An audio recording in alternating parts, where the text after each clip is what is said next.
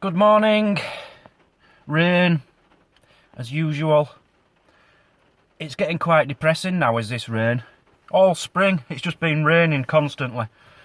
Very few days without rain, and it's really starting to grind me down. I'm trying to stay positive.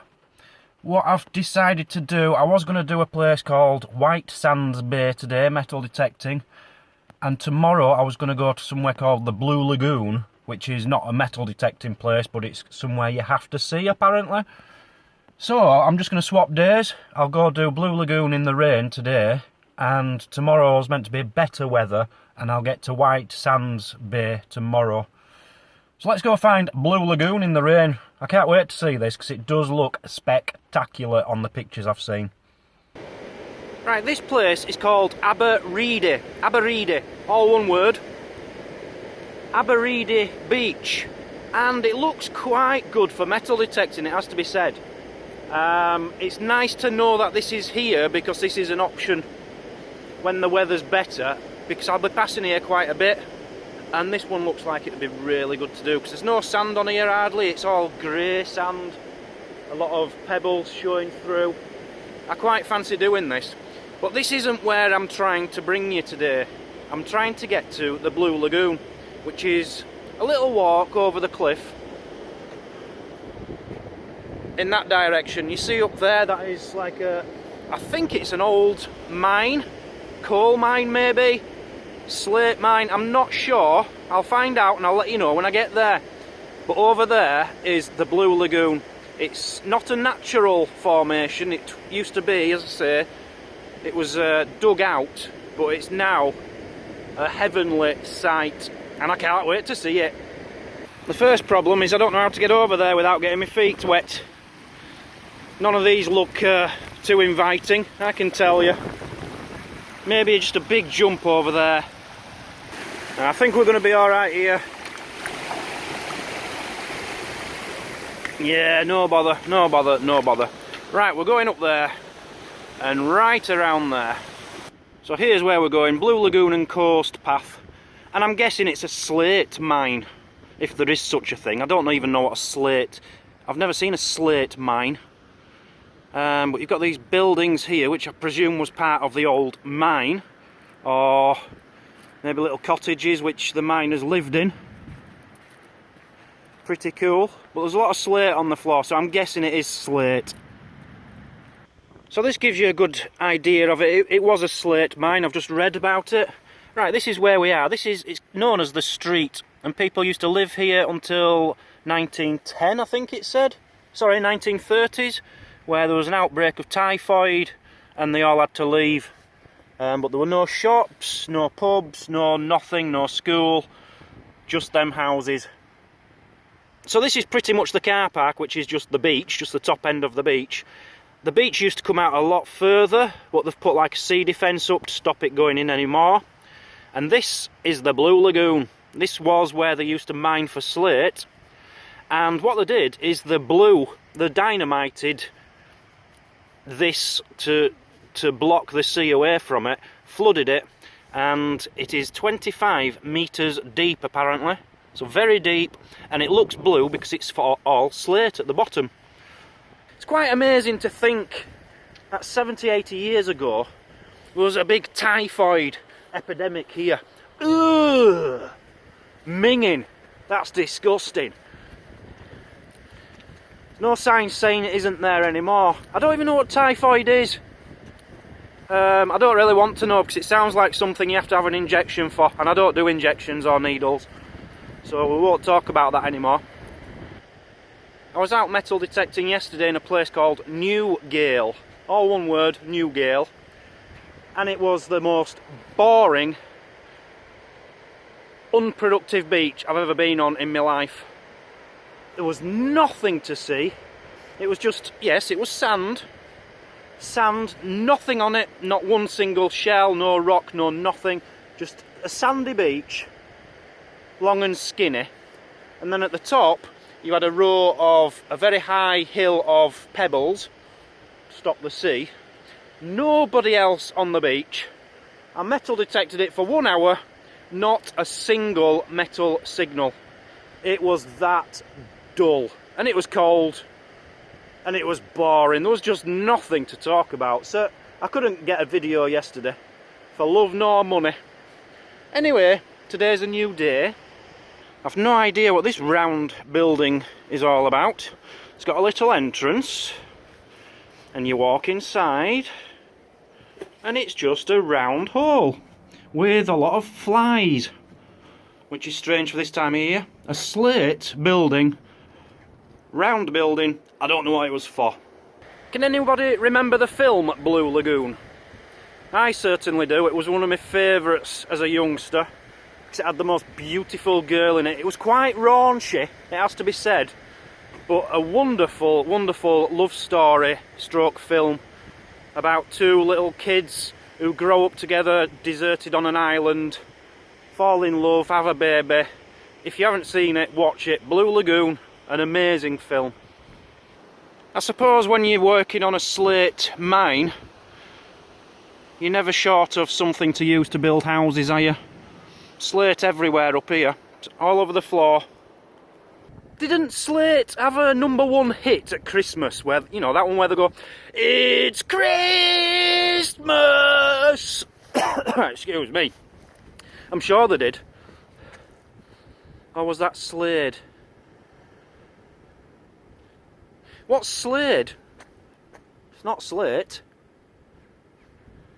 Oh my god, I can see it. This is wonderful. Firstly, I just wanted to show this. Look at how beautiful that is. Looks like there was a building on top of there at one point. But look, you can see it coming. Look at that, you can see the colour change. This is the Blue Lagoon. How them sheep have got up there, I will never know. Ladies and gentlemen, I give you the Blue Lagoon. Oh my god. I can't go any further. This is a deep, deep drop. Look at that. I did get one of my stories wrong. Basically, it was a big pit. And when they finished in 1910, when they stopped working here, they blasted so that to open it up to the sea, so that the sea would fill it in. But that is extraordinary. Just look at the colour. Does anyone collect slate or want slate? Because I'm selling this. Oh. Proper Blue Lagoon slate. Say what, 50p a piece? I've got bigger pieces. You pick your size. Let's go in weight, yeah? Pick your size and tell me what size you want and how much you're willing to pay.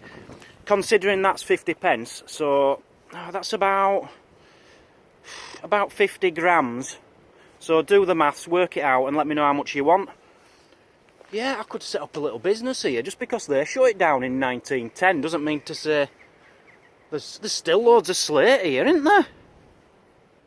So I've opened up the gift shop. I'll show you around very quickly. 30p, 10p, 40p, 30p, 90p, 70p, £3.60, £2.90.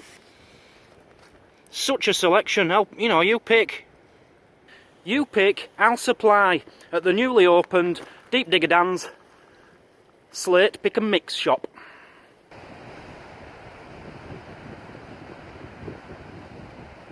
This is a really good idea. Changing coasts. Help us record how our coasts are changing. Place your device against the frame to take a photo and email it to us. So I shall do that. I will stick you in there. Well, that doesn't work, does it? You're in way my camera. There, I'll have to put you there. I'll take a picture there and I'll send it in. It would have been lovely to get some drone footage up there, but I don't want to get it out in the rain. I don't know how waterproof drones are. I really wish I'd have played around with that drone for a few weeks before I set off on this trip, because I just haven't got time to learn everything it's capable of doing, all the settings. I will be using it a lot more as soon as the weather's turned in spring and summer. Definitely in summer all through Scotland. I'm going to start using it a lot. Been been a bit lazy with it, but with the wind and the rain at this time of year, it's almost impossible.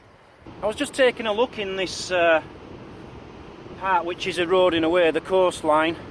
Just having a look in here, seeing if there's anything like arrowheads like that. You know, you never know. Can't see anything. But it did get me thinking, you never hear of any prehistoric, any Neolithic settlements where they used slate. And you'd think they'd have learnt to use slate, because it's very easy to chip in half, you know, just a little hammer and chisel and it splits in half, doesn't it? And it's waterproof for roofs. I'd have thought they'd have learnt that back in the day, but maybe they did and I just don't know about it, but I doubt it because I do tend to know everything. Time to show you a little bit of my cooking. I've just perfected the dish I made the other day. I've just made a few changes. If you do want to make it, oh, somebody did make it by the way, a little girl, I'll show you a picture.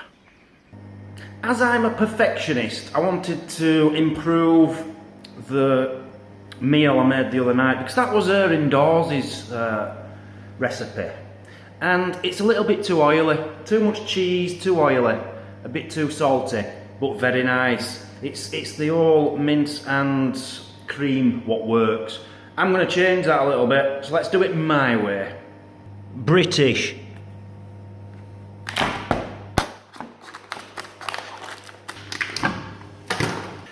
British.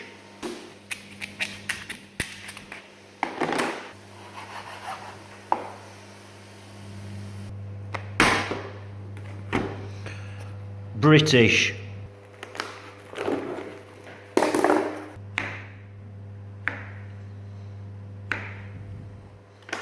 Quarters. Onion, British.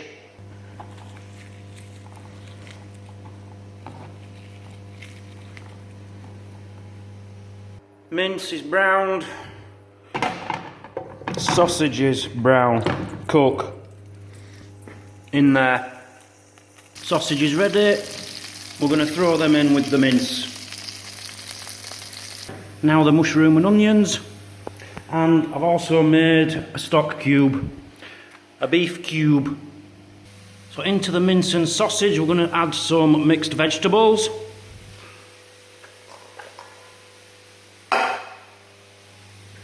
And some red kidney beans.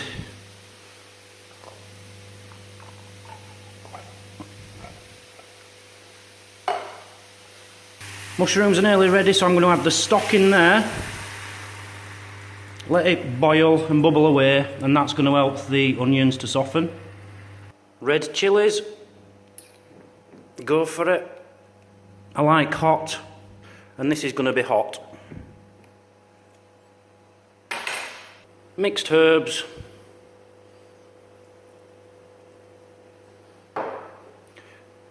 Pepper. Salt. Onions and mushrooms are ready. Throw all that in there with the juices, because that's got your beef in it, and give all that a really good mix together. Add cream, that's 284 grams, kilograms, whatever gram, I don't know, it's 200 or milliliter, I don't know what it is, it's 284 anyway. Mix that all up. Throw it all into a casserole dish. Coat with potatoes, parboiled, these are from the other night. They'll do perfectly well. And then sprinkle with grated cheese. So that's how I'd make it, what shall I call it? Dan's Hostel Casserole. Stick it in the oven for as long as you like. So there we go, all cooked. And I think what's going to be better about this is there's less potato, it's going to be moister and less salt. I think I've perfected it. And it's got some vegetables in it, and some sausage, and some kidney beans, and a bit of heat with the chilli. Tell me I'm good.